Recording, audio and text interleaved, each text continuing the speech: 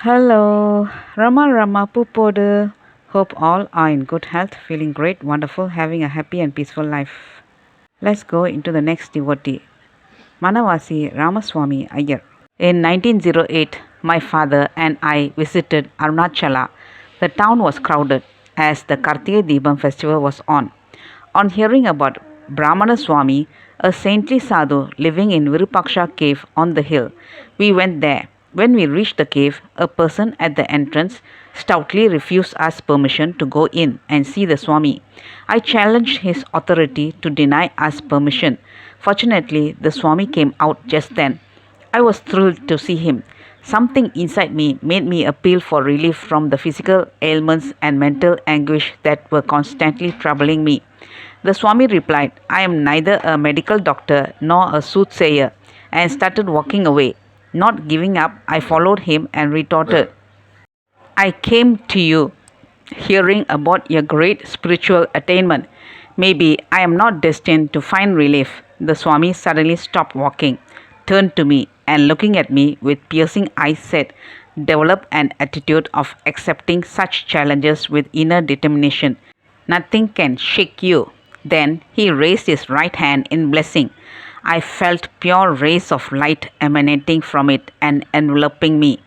This filled me with the confidence to accept challenges in the future with the attitude that the higher power will assuredly protect me.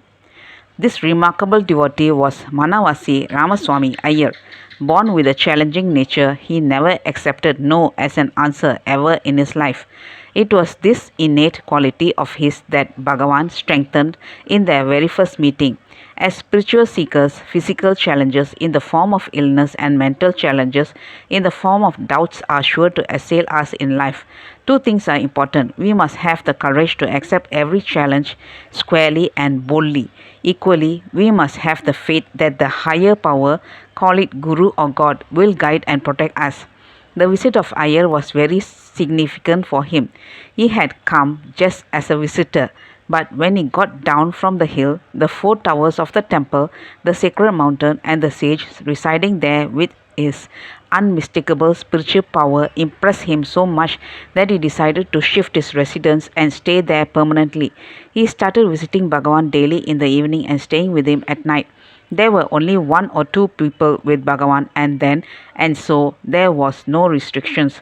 Coming to know of Iyer's interest in music, Bhagavan taught him the nuances of how to compose kritis, a form of lyric. It was the beginning of a different kind of puppet show. In a normal puppet show, the puppeteer pulls the strings to make the puppet dance to his tunes. In this puppet show, the master pulled the strings, resulting in Iyer not dancing but composing kritis of remarkable musical value, bringing out the greatness of Bhagavan and Bhagavan's teaching. After work one day, Iyer came as usual to Virupaksha cave and asked Bhagavan in English, Swami, Jesus Christ, the Buddha, and other sages came to the world to redeem the sinners. Is there hope for me? Bhagavan looked at him steadily and answered in English, Yes, there is hope. Visibly moved and thrilled to the core with his answer, a Tamil Kriti bubbled out from Iyer. Ramana, you are my sole refuge. I have none else to turn to. This song is popular among Tamil devotees of Bhagavan to this day. One night in Virupaksha cave, Bhagavan focuses his attention on Iyer for almost half an hour and he experienced a burning current entering him. His mind turned inwards and got merged in the heart. For the first time, he understood that Bhagavan was not just an ascetic Swami, but a spiritual dynamo. This spiritual experience gave him greater faith in Bhagavan. Iyer was dyspeptic and had very poor digestion. When he told Bhagavan about this, Bhagavan again focused his eyes on him. Iyer immediately felt his brain cooling down. Within a few days, in celebration of some festival, Echamal brought many varieties of rich food and sweets made of ghee and sugar for Bhagavan. Bhagavan, who always shared his food with anyone around, told Echamal to call Iyer. Apprehensive because of his dyspepsia, Iyer declined and told Echamal, Please ask Bhagavan to forgive me. I cannot eat such rich food. But Bhagavan insisted, saying, Come, share it with me. Obeying Bhagavan, he ate the food without any further thought. After this, his dyspepsia disappeared completely. His gratitude to Bhagavan for curing him came out in the form of his second song. How do I express my gratitude for the cure graciously bestowed on me? His family, who stayed in the town and objected to Iyer spending every night with Bhagavan, heard about this miracle and started getting faith in Bhagavan. Iyer was soon transferred to Berhampur, a town in North India. It was with a heavy heart that he went there. While there, his feet became covered with painful sores. Even after extensive treatment, including a surgery, there was no relief. However, despite the intense pain, he had to go on official work. He prayed fervently to Bhagavan for help. The very next morning, there was a knock on his door. When he opened it, there were two sadhus standing outside. They told him, "We are on a pilgrimage and have come from Arunachala. Before we left, Bhagavan told us to come to Berhampur and meet you." He received them warmly. Noticing that Iyer was suffering from painful sores, the sadhus prepared an Ayurvedic paste from tamarind and sambrani, a kind of common Indian incense, and applied it on Iyer's sores. The very next day, Iyer was totally cured.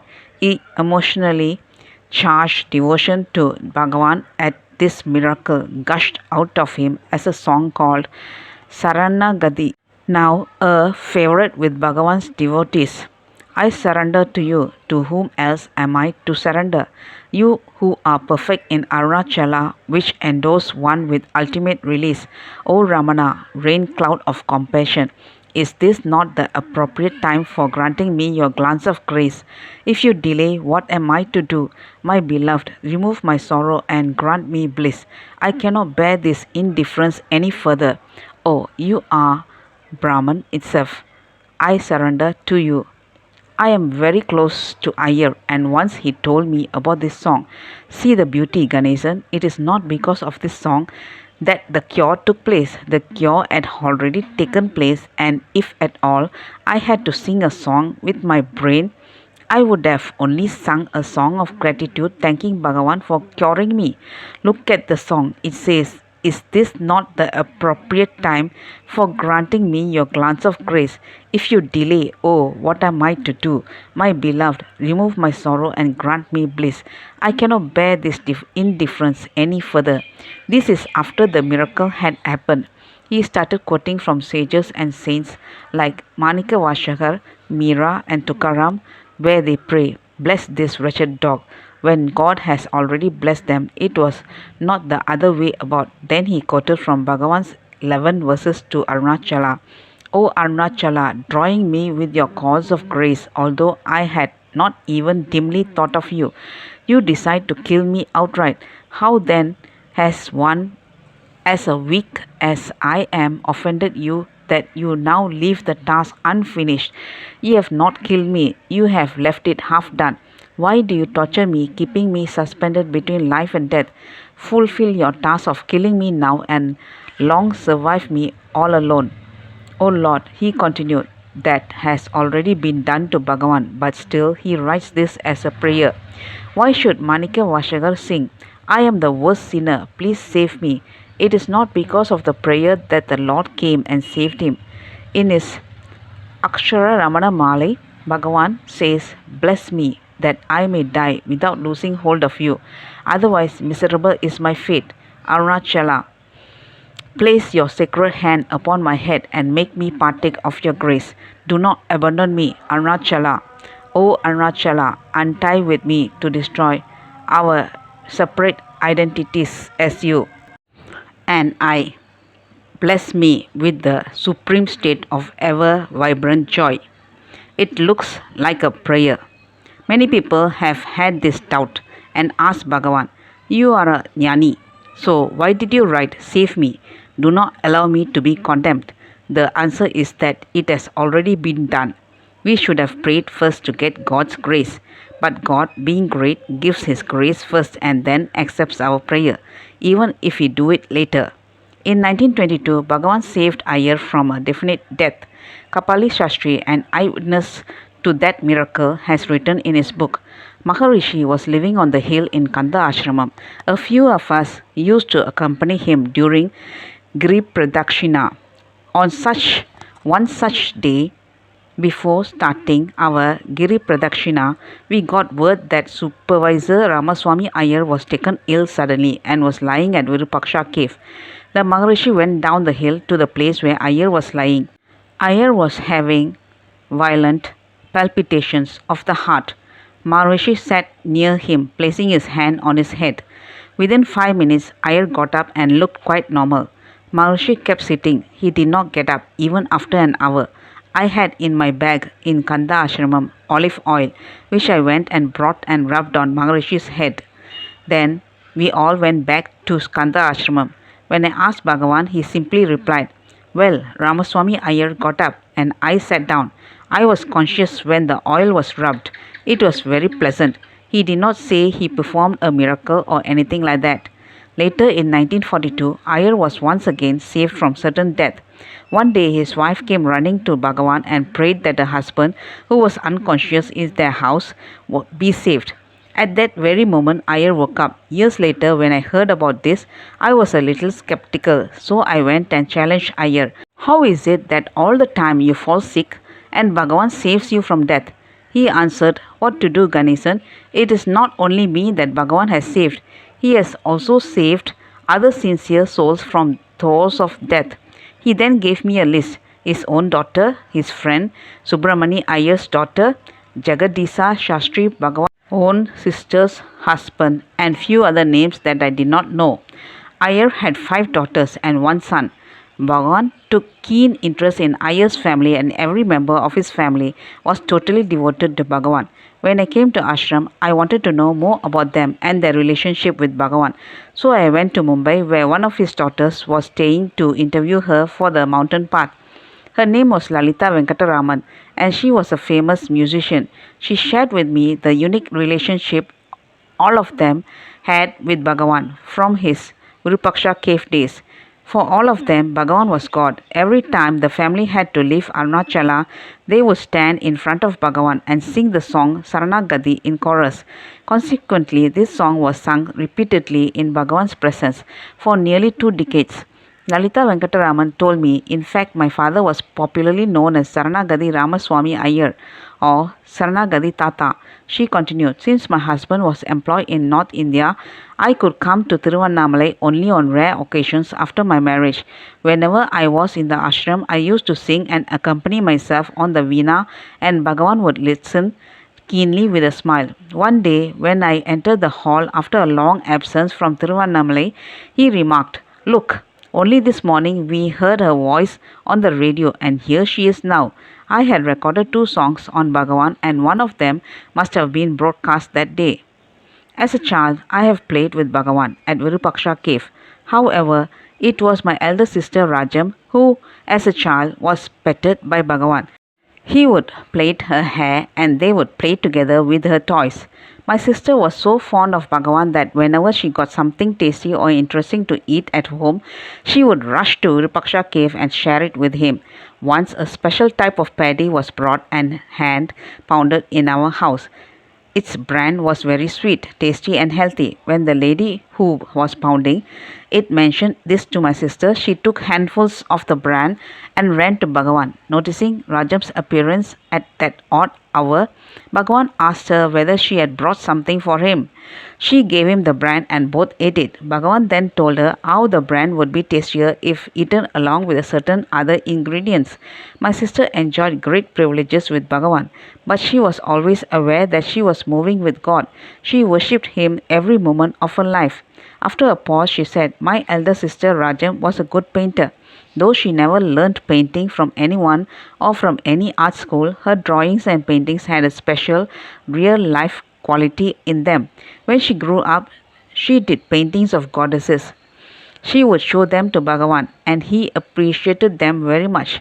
Once Rajam did a beautiful painting of goddess Varalakshmi, an aspect of the mother goddess worshipped by married women. When she showed it to Bhagavan, he suggested that she print it and distribute it. Rajam begged and borrowed money and had it printed. In the 1940s and 50s, many puja rooms of Orthodox Brahmin families had its picture. Lalita Venkataraman then took me to her puja room upstairs and showed me two lovely paintings by Rajam, one of the goddess Madurai Meenakshi and another of the saint Tyagaraja. Then I remembered the painting of Bhagavan seated on a peacock with the signature Rajamal at the bottom that was in Kanda Ashramam. All his life, Iyer was a devout bhakta. He would start shedding tears at the very mention of the word Bhagavan. In 1922, Iyer had the rare privilege of being present when Alangamal attained liberation in Kanda Ashramam. Iyer was chanting Lord Rama's name when Bhagavan sat keeping his sacred hands on Alangamal's head and heart to liberate her.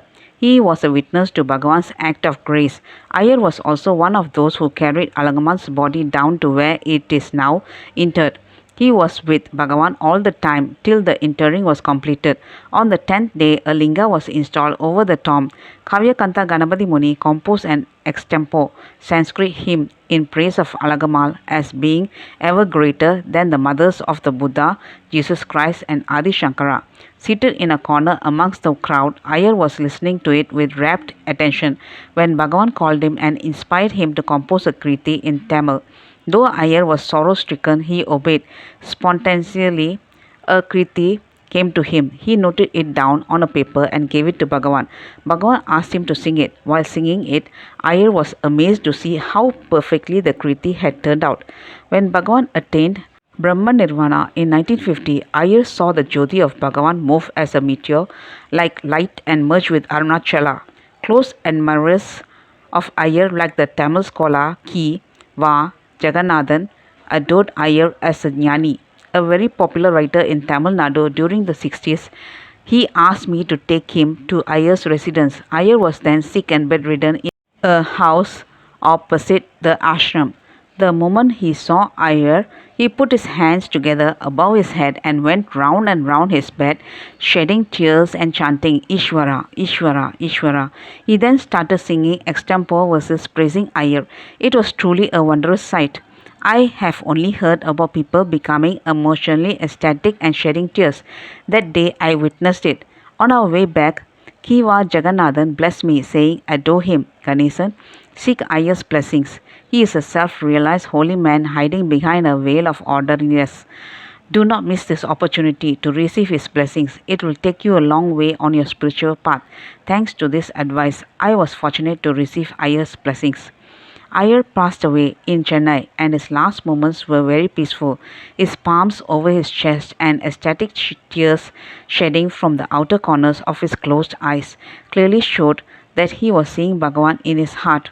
Slowly, gently, his breathing became still.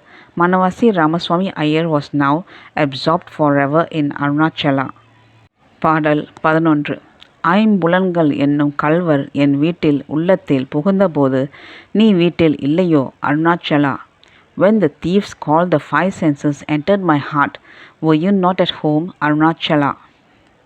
That's all folks. Let's see in the next chapter. Thank you. Bye bye. Rama Rama Puppodu.